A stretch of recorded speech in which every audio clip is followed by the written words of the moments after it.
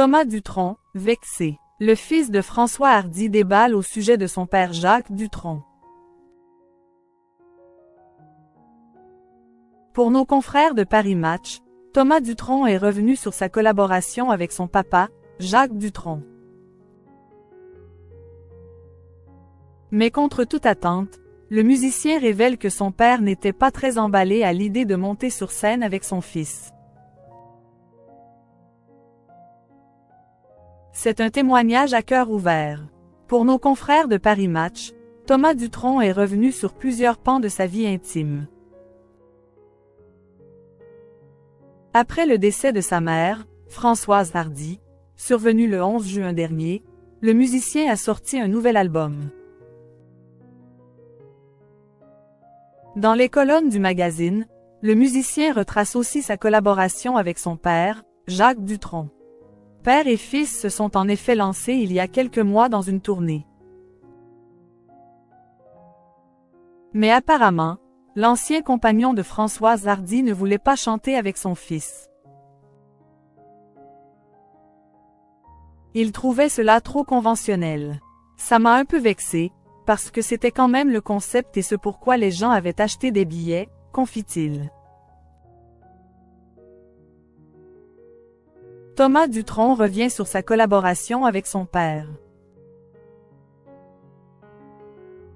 Pour Thomas Dutronc, son célèbre père, se pose beaucoup trop de questions. Il gamberge en permanence, mais il a un tel charisme qu'il a donné le change. Plus que ça, même, il a fait rire tout le monde avec ses vannes. Et il a fini par accepter de chanter avec moi. Toutefois, il a fini par accepter. Alors les deux hommes ont arpenté les salles de spectacle. Ça a été une parenthèse merveilleuse. Mais je pensais depuis longtemps à ce nouveau disque, car mon 3e album avait moins bien marché. J'étais moins dedans, je vivais des complications amoureuses. Pour celui-ci, il me fallait me renouveler, progresser. J'ai pris beaucoup de plaisir à travailler les textes, dévoile-t-il.